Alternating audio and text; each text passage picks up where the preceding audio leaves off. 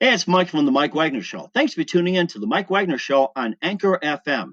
If you're interested in sponsoring my show, you can send me an email to the Mike Wagner Show at gmail.com, or you could also donate to the podcast. Just go to the Donate Listen site, and you can also donate whatever you like. Anchor is the easiest way to make a podcast. For those who are interested, Anchor can give you everything you need in one place for free, which you can use right from your phone or computer. We got creation tools, allows you to record and edit podcasts so it sounds great, and they'll distribute the podcast for you so it can be heard everywhere. Spotify, Apple, Google, many more. And you can make money from the podcast with no minimum listenership. So download the Anchor app for free or go to Anchor FM to get started. It's now time for the Mike Wagner Show, powered by Sonic Web Studios. Visit online at sonicwebstudios.com for all your needs. The Mike Wagner Show can be heard on Spreaker, Spotify, iHeartRadio, YouTube, iTunes, Anchor FM, Radio Public, and the MikeWagnerShow.com. Mike brings you great guests and interesting people from all across the globe. So sit back, relax, and enjoy another great episode of the Mike Wagner Show.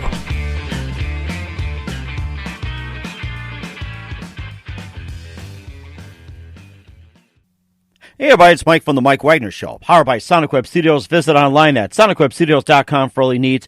Looking at a professional website without breaking your budget? Sonic Web Studios is the answer. Sonic Web Studios offers fast, affordable custom web designs that blow the competition away. Call today at 1-800-303-3960. That's 1-800-303-3960. Or email to support@sonicwebstudios.com. Mention the Mike Wagner Show, get 10% off your first order. Sonic Web Studios, take your image to the next level. Also, the Mike Wagner Show can be heard on the MikeWagnerShow.com. You can check our Facebook page at Facebook.com/The Mike Wagner Show. You can download and listen on Facebook, SoundCloud, Spreaker, Spotify, and iHeartRadio. Also on Anchor FM, Radio Public, iTunes, Google Play, Deezer, Stitcher, and more. Take the Mike Wagner Show with you on any mobile device. Subscribe to the Mike Wagner Show on the YouTube channel. Also follow the Mike Wagner Show on Instagram and Twitter today. We're here, ladies and gentlemen, once again, back by popular demand. He is the king of Coca-Cola and got started when he was on a little tour and got so fascinated by the wonderful soft drink, he decided to go on a Coca-Cola trail and write a book about it. And he also got some really information. And if you wonder, was Coca-Cola really bottled first in Atlanta? And, of course, another question is, was there an actual man, 97 years old, that worked for Coca-Cola, and for how long? And the rights to bottle Coca-Cola through U.S. was for how much? Well, he can answer all that for you. And live, ladies and gentlemen, from the Bayou, and having a Coke and a smile, just like I am. And, of course, the magic of radio, you just have to imagine. Live, ladies and gentlemen, once again, back by popular demand on the Mike Wagner Show, the author of the Coca-Cola Trail. Here he is, the expert on Coca-Cola, and with a Coke and a smile, Larry Jorgensen. Larry, good morning, good afternoon, good evening. Thanks for joining us once again. Thank you, Mike. It's great to be back and to talk about this wonderful thing called Coca-Cola and all the things that have happened to make it happen. This month we're observing the 125th anniversary of the first time Coke was put in a bottle for sale. Guess what? It wasn't in Atlanta, Georgia, was it? No, it wasn't. It was in Vicksburg, Mississippi. Vicksburg, wow. Soda shop, and he was selling Coca-Cola in the glasses across the counter, and he thought, if I could put this in a bottle, I could sell it to the people in the country too. So he bought him a little bottling machine, and Coca-Cola was bottled there, So it was 125 years ago in Vicksburg, Mississippi. And Coca-Cola didn't think that was a very good idea. Uh-huh. In fact, the man who did the bottling, he sent his first 2 cases to Coca-Cola in Atlanta, just so they knew what he was up to. And they sent him back a note and said, it's okay. And he said, they never sent my empty bottles back. Maybe they enjoyed them so much. But, in those days, bottles were, pretty much a rare commodity. And, we could go in a direction on that, too, later if you want, about the last returnable bottle that was bottled in the United States. And that's a good story. Oh, wow. But this whole thing with bottling, the Asa Candler, who owned Coca-Cola, was busy making the syrup, and he said, "This is a dumb idea. Putting it in a bottle." He just. It finally took 5 years after it was bottled in Vicksburg for him to even agree to, all right, I'm going to sell somebody the authority to bottle it throughout the United States, exclusive. Mm-hmm. And he sold that rights away for $1. $1? Oh my gosh! And what's $1 considered nowadays in today's economy? The interesting thing, Mike, is that they say he never bothered to collect $1. He told the guys that he sold the rights to, I still think this is a dumb idea, and if it doesn't work, don't come back to me about it. And I'm sure they held their word. It's just like, yeah, it was a dumb idea, but look, it's all over the United States now. I can imagine that. Yeah, well, they figured out how to make it happen. They were from Chattanooga, and two pretty sharp young lawyers, and they went back to Chattanooga, and they said, we don't necessarily have to bottle it for every place in the United States. We've got the rights. We'll start selling the rights. And that's what happened. That's all it all took off. All these entrepreneurs, would-be bottlers, were sold the rights to bottle by the guys that had them, and from there it took off, So, and, another interesting thing, we talk about the bottle, and how it finally evolved into the bottle that we recognize. Did you ever stop to think that bottle, it has a green tint to it? Really? A green tint? What? If you look at the original Coca-Cola bottles, the glass bottles, they had a green tint to them. Well, there's a reason why. Mm-hmm. And this is, I'm doing this the second book. I'm doing one called Return to the Trail. And that'll be out in June, plug. But anyhow, in that book, we tell you, and I'll give you a little sneak here, why the bottle was green. Because the company that was making the bottles, the glass company, was getting their sand from a quarry about 50 miles away that had certain minerals in it, and the minerals made that bottle green. Wow, amazing. And Coca-Cola liked that so well that when other glass companies finally started making the bottle, if they could make it green, Coca-Cola said you have to add the minerals to make it green. Huh. Okay. Oh, my gosh. The basic mineral that made it green, I guess, was, I don't know that much about minerals, but I guess it was pretty much a copper derivative that added that green tint to it. Mm-hmm. So if you didn't have it in your sand, you had to add it. And that's the only time after that bottles were made that weren't green was during the Second World War. If you see a white Coca-Cola bottle, returnable bottle, from that time period, it's because the bottlers couldn't get the copper.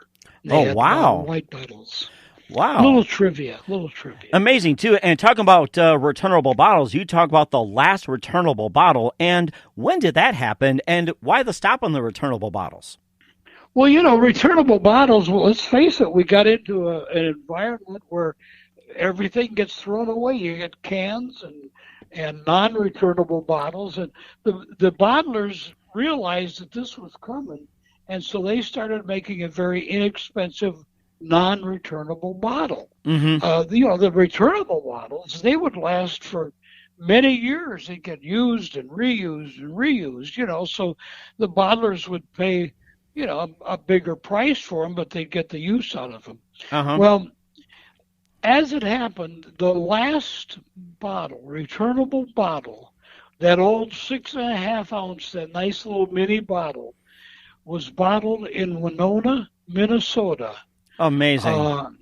In 2012. Wow. The very last one. And there was that run of last bottles, there was over 5,000 of them. There was a fellow bottler from St. Cloud, Minnesota, who bought the very last bottle. It was auctioned off. and he bought it for $2,000. Wow, And he $2,000. still has it, and he's been offered more.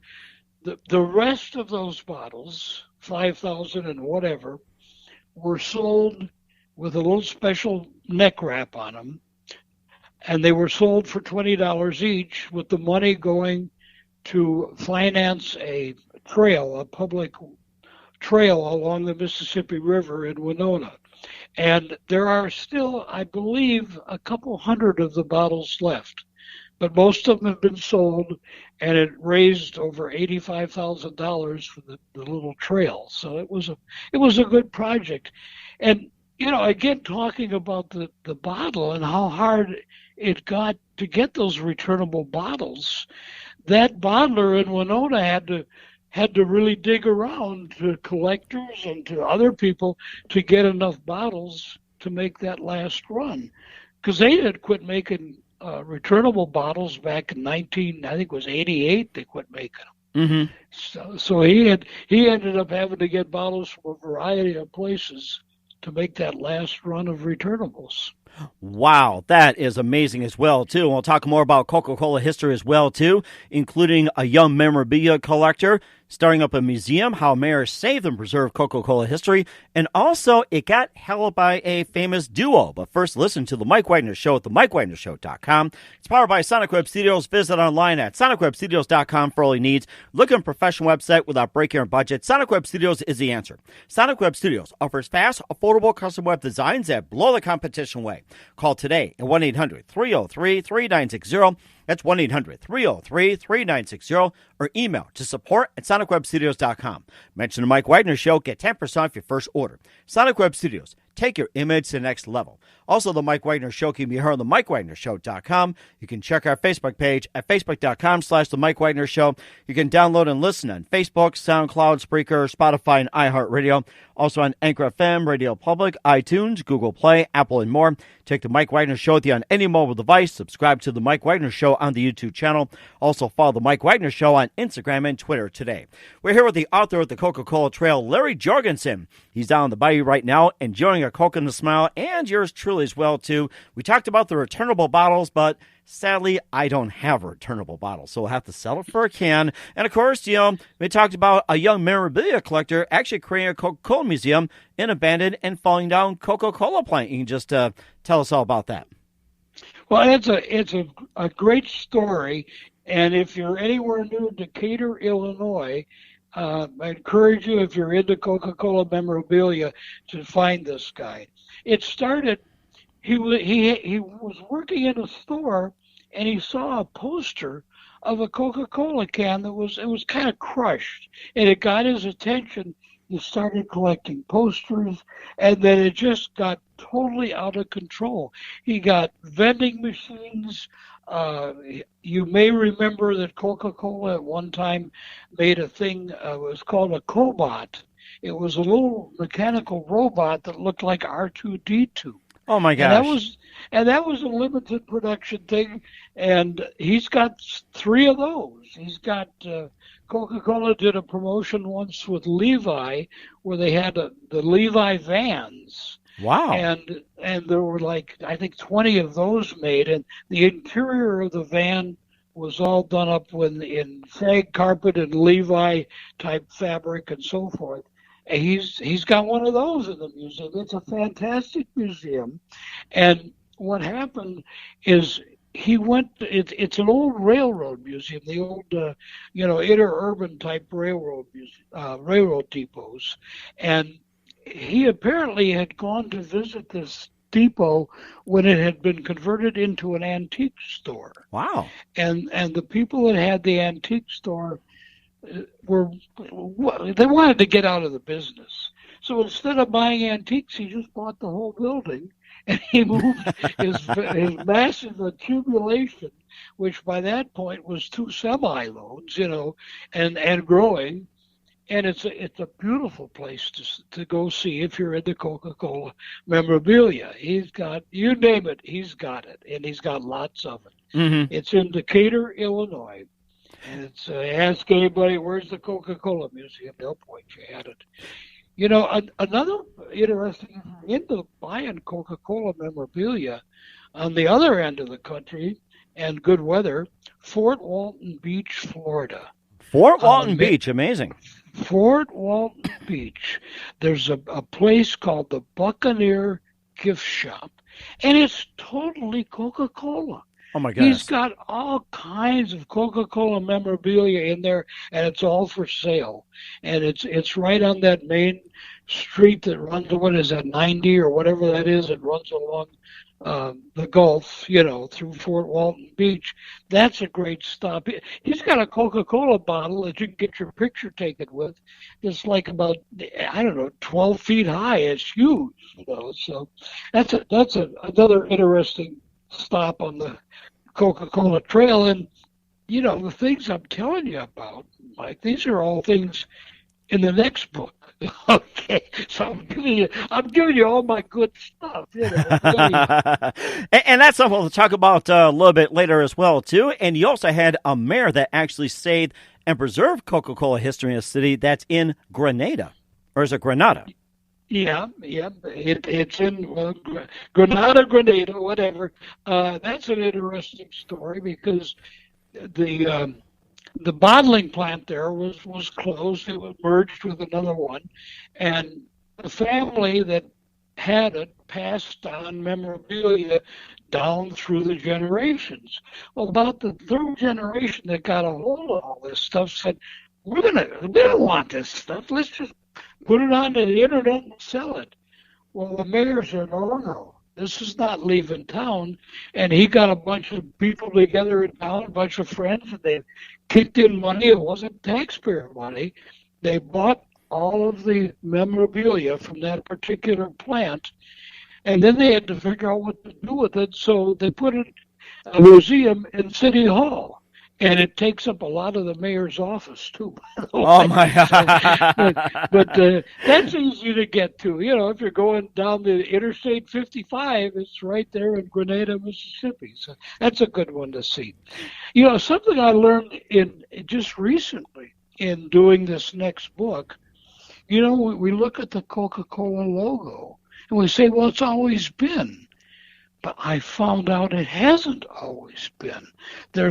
If you get into Minnesota and you go into Minnesota, there's a guy that painted Coca-Cola murals, and he became a very famous wildlife artist.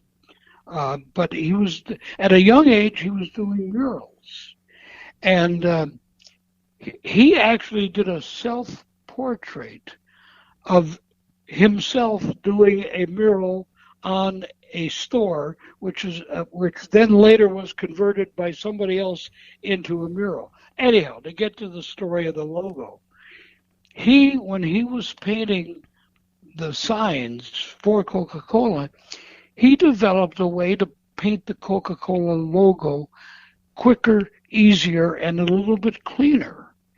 And Coca-Cola heard about it, and they liked what he saw, and they actually paid him some big dollars to use his version of the Coca-Cola logo. Wow. So here's a guy in Minnesota that, in the interest of making his job easier, painting signs, actually affected the ultimate looks of the Coca-Cola logo that we all know, that scripted logo. So it's interesting, the stories you find along the Coca-Cola Trail. That is amazing. And I'm looking at a can of Coca-Cola right now, and let's give a big salute to the guy in Minnesota as well, too. So here you go, and thanks for making a Coke the best there is. So that's all I got to say right there. Oh, my goodness. Okay, and we'll also talk about a couple of facts, including a guy who worked for 79 years and being held up at a plant in Arkansas by a famous duo, and talk about the second book. But first, listen to The Mike Wagner Show at themikewagnershow.com, powered by Sonic Web Studios. Visit online at sonicwebstudios.com for all your needs. Look at a professional website without breaking your budget. Sonic Web Studios is the answer. Sonic Web Studios offers fast, affordable custom web designs that blow the competition away. Call today at 1-800-303-3960. That's 1-800-303-3960. Or email to support@sonicwebstudios.com. Mention the Mike Wagner Show. Get 10% off your first order. Sonic Web Studios. Take your image to the next level. Also, the Mike Wagner Show can be heard on the MikeWagnerShow.com. You can check our Facebook page at Facebook.com/The Mike Wagner Show. You can download and listen on Facebook, SoundCloud, Spreaker, Spotify, and iHeartRadio. Also on Anchor FM, Radio Public, iTunes, Google Play, Apple, and more. Take the Mike Wagner Show with you on any mobile device. Subscribe to the Mike Wagner Show on the YouTube channel. Also follow the Mike Wagner Show on Instagram and Twitter today.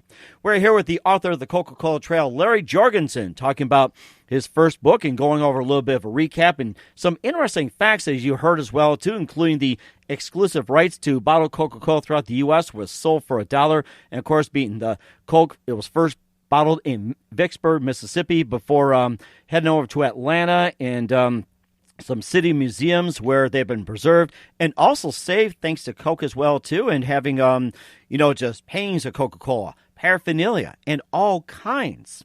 That just bears the Coke name, some great stories. And, of course, before we get to his second book, a couple of people had been big influence on Coke as well, too, including a 97-year-old man who worked for a Coca-Cola plant for 79 years. And my question is, who else works at a place for 79 years?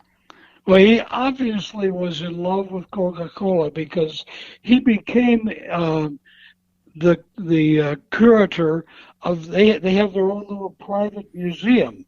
And it actually happened because he became a Coca-Cola collector while he was working there. He went to a Coca-Cola collectors. In fact, it was the second national convention that the collectors ever had. And he went to that and he came back and he had been collecting and he convinced the people that owned the bottling company that maybe they should have their own little museum. And I think probably by that point, Fred wanted to get the stuff out of his house, Anyhow, they went along with it, and they created quite a museum, and obviously he became the curator of the museum, and he knew more about Coca-Cola than you could imagine. He worked with that bottling company for 79 years, and it's just the past year that he had passed away. Oh my gosh, I'm sorry. And he's gone down in history. He's been interviewed on many TV shows, national shows, and his legend will live on. If you're ever in Fort Smith, Arkansas, it's the Coca-Cola bottler in Fort Smith, and they're wonderful people. And it's a neat little museum that they've got as well. So that's another nice place to go see some Coca-Cola memorabilia. It's all over the place, that's the fun thing of getting on the trail, and that's actually why I'm doing the second book. Is the more you're on the trail, the more interesting things you find. And of course, we've got the National Coca-Cola Collectors. We talked about Fred when he went to the second convention. Well, now they're still having their conventions, and they've gotten huge. And this July, if you're in Green Bay, Wisconsin, the second Saturday of July, there's a huge Coca-Cola Collectors trade show as part of their convention. They call it a swap meet, I guess. But swap meet, remember. There'll be lots of things available, and everything permitting, book number 2 will be there as well, and I'll even sign them.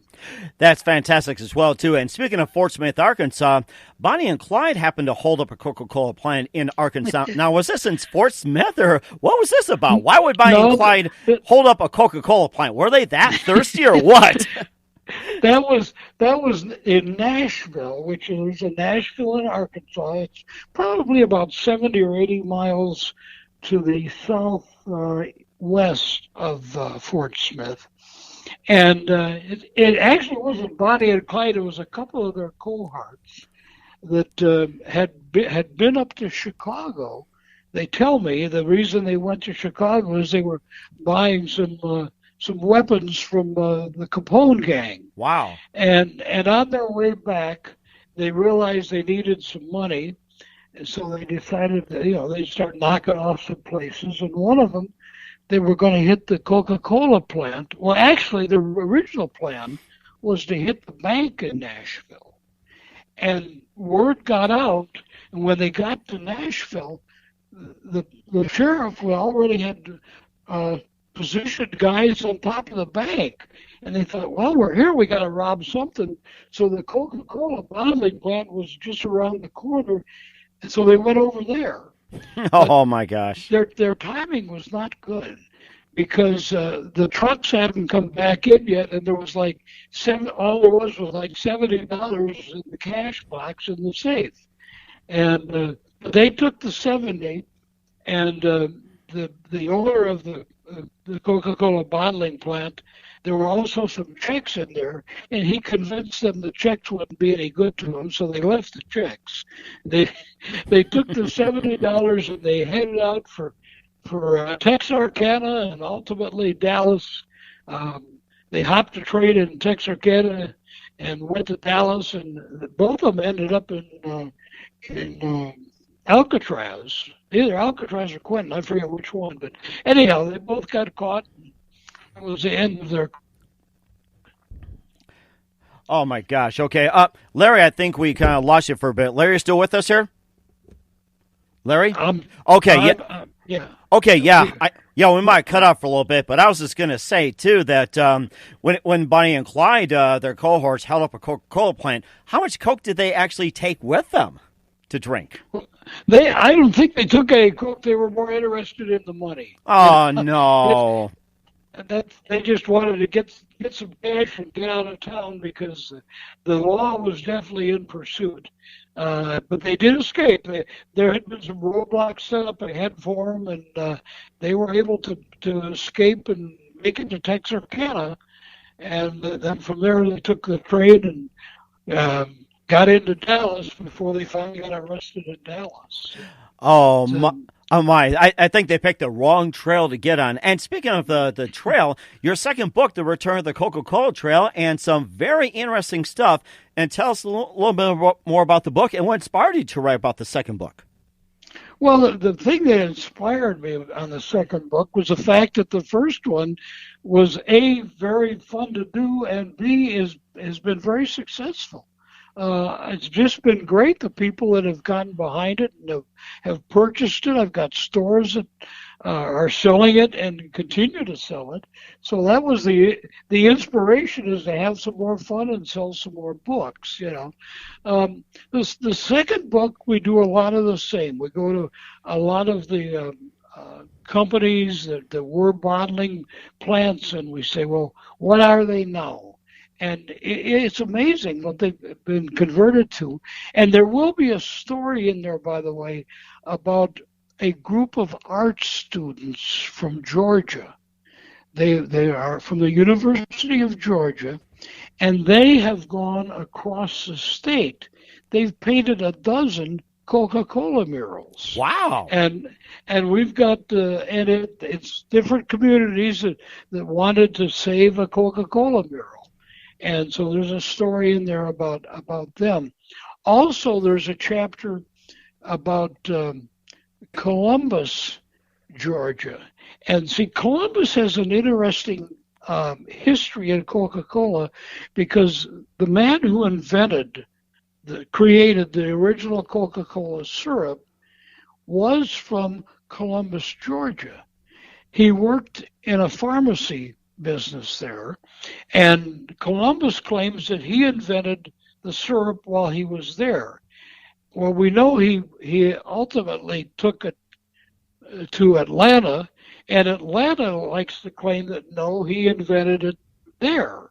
So there's been this ongoing rivalry between the two Georgia cities, and both of them have erected plaques and monuments saying this is where Coca-Cola syrup was invented.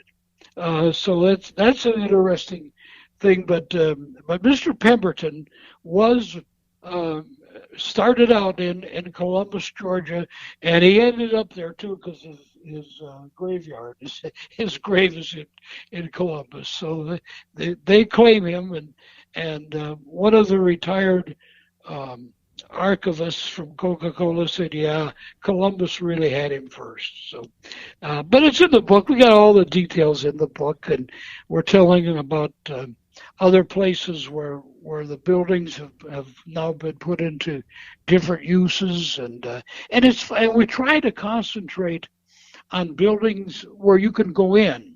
You know, whether it's a building that maybe now is a restaurant or is a mini mall, because a lot of the Coca-Cola plants have become office buildings, you know, and I mean, that's no fun. What can you do in an office building, you know? So exactly. we don't do anything with those. We concentrate on public buildings. And I think that's a pretty good idea too. Like, say, up in North Dakota, there's a Coca-Cola plant, where you could actually get to see the Coke made in Bismarck, North Dakota. And I've got a friend of mine that works at a Coke facility in Niles, Illinois, and of course, we went to a few, like in the West Virginia and Virginia area, and also they had another one too, which I'm trying to think as well too, like with Coca-Cola. And history is obviously, we talked about in the first interview. You can go to the MikeWagnerShow.com and click on Mike Wagner with Coca-Cola man Larry Jorgensen. Tell a little bit more about it as well, too. And we also talked about some other drinks, and there was something, we talked about Coke 2, Diet Coke, and the stories behind that. And now there's a new Coke, which is called, was it an Energy Coke? And I don't know if you got to try that, and what were your thoughts on it? Well, and that's an interesting story, too, because, Coca-Cola owns a large portion of Monster. I don't know if everybody's aware of that, but the Monster energy drink is, a lot of that is owned by Coca-Cola. Well, Coca-Cola came out with their own energy drink, which we can get now here in the States, but for a couple of years, the only place you could get that was in England, because they were working out originally with their deal with Monster was that they wouldn't be competitive. Well, they decided that they wanted to be competitive here in the States, and they had to work out a new agreement with Monster, which they own part of, so that they could also bring Coca-Cola Energy into the United States. And it's a great drink. It's doing real well. Coca-Cola, they're constantly coming up with new stuff. The new flavors they've come out with, the one that I call like the orange dreamsicle, orange vanilla, that's one of my favorites. I love it. Oh my gosh. So that's Coca-Cola. They get involved and they do things. There's a lot of product on the market that's owned by Coca-Cola that people probably don't even realize.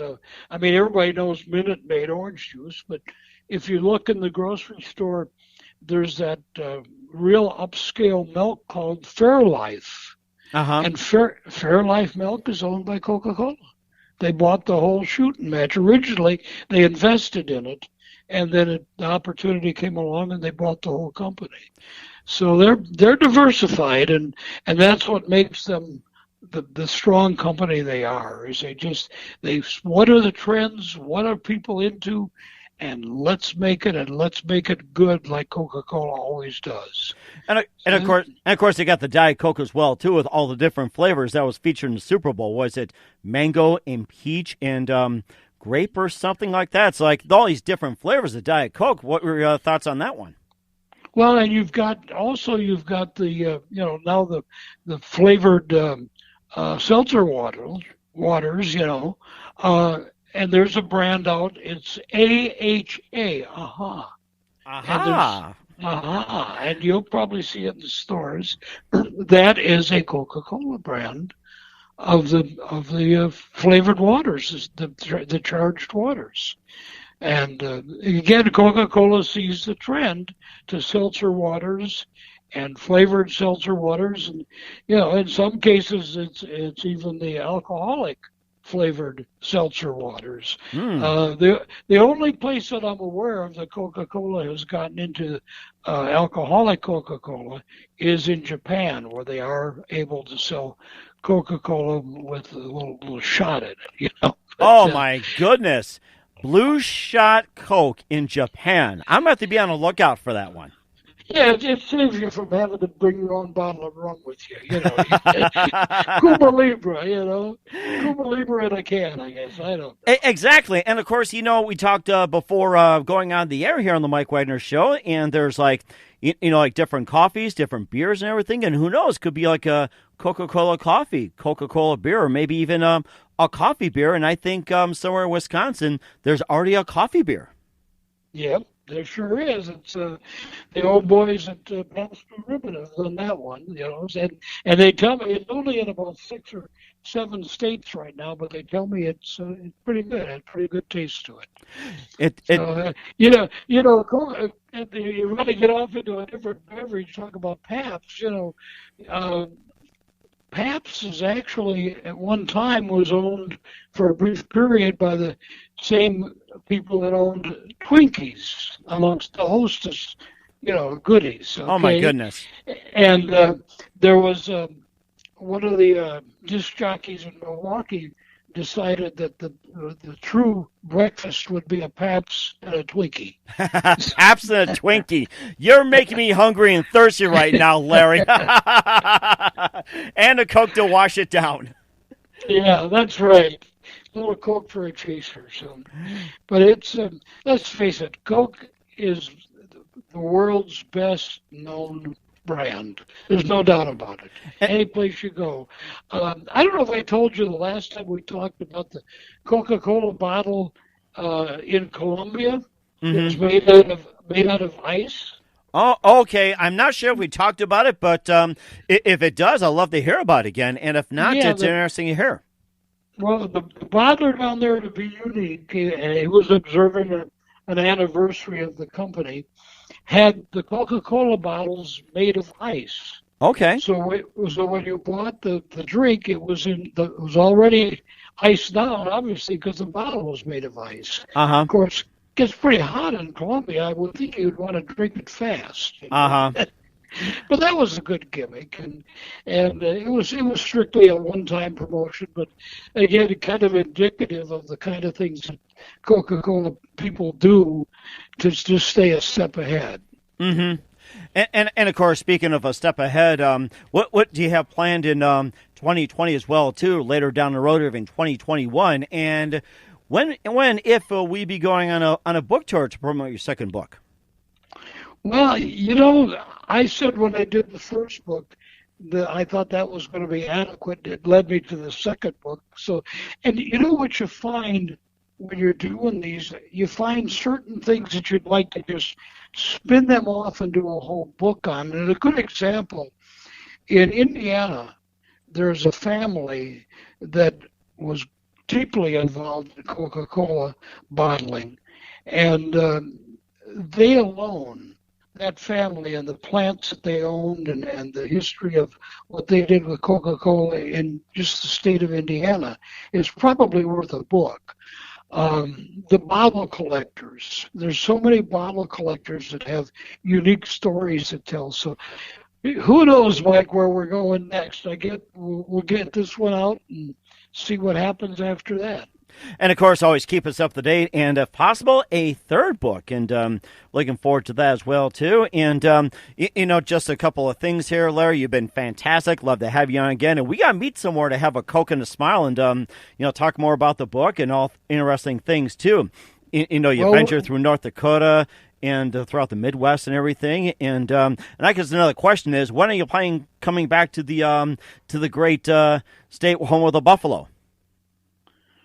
That's a good question. What we need is a good event, and if your listeners could get on our website, tell us places we could go to either develop a story or to introduce the book to people and so forth. We put on our website when we're going somewhere, we'll put it on there so that if we're in your area, come see us. For example, the 21st of this month, we're going to be just outside of Dallas, Richardson, at a Coca-Cola event.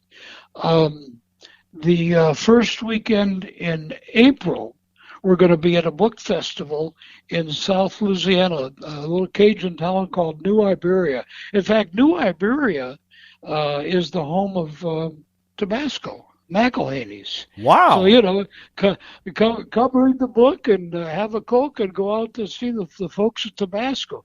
And that's the first weekend, the first Saturday in April. And we continue, anytime we go someplace, it'll always be on our website, just simply the Coca-ColaTrail.com. And come see us in Green Bay. We'll be up in Packerland, that second Saturday in July at the Coca-Cola Collectors Convention there. And just anytime anybody's got a place that we can go and people we could talk to, we'll be there. Just let us know. Sounds good. We will do that, Larry. Once again, Larry Jorgensen, the author of the Coca-Cola Trail. Thank you very much. You've been fantastic. And once again, tell us about where can we find your first book and soon-to-be second book. And again, what's your website? How do people contact you? And where can people purchase your books? Well, the book, of course, the easy way is the website. The next easiest way is Amazon. In fact, I guess in some cases it's probably even easier if you're an Amazon user. So you can get it through Amazon. It's amazing the places that sell it. We've got a lot of the museums, just city museums, where they know people are interested in Coca-Cola. There'll be a museum that'll have a Coca-Cola display, and they'll have the book for sale. I just shipped out 2 different orders today, one to a museum in Arkansas, and another one to a little just general store. You find a lot of the country stores have the book for sale. So it's not the kind of thing you're going to walk into one of the big box stores and find on the rack. You're going to find it at places where there's memorabilia and so forth. And, if you're in an area and you want to know where the book is, drop us a note and we'll find a place to tell you the closest location to you. It's been strictly people that buy the book, that stores that buy it to resell, or stores that have the client base that likes collectibles, or that likes a lot of your places like your RV places. A good example in Indiana, the National RV Hall of Fame has the book for sale in their gift shop there. Wow. So, and when the RV store started buying it, I'm like, I wonder why. And then I realized, hey, our viewers like to travel. They like to collect things. They like to see places with some history to them. Well, that's what the book does. So the RV stores often have the book. It's kind of a, where are you? We'll find a book for you someplace. Sounds great. We will do that. Once again, Larry, a big thank you for your time. You've been fantastic. Looking forward to having you again soon. Do us a favor, keep us up to date, and let's get together, have a Coke and a smile. We'll do it. After all, it's the real thing. Thanks for listening to the Mike Wagner Show, powered by Sonic Web Studios. Visit online at sonicwebstudios.com for all your needs. The Mike Wagner Show can be heard on Spreaker, Spotify, iHeartRadio, iTunes, YouTube, Anchor FM, Radio Public, and themikewagnershow.com. Please support our program with your donations at themikewagnershow.com. Join us again next time for another great episode of The Mike Wagner Show.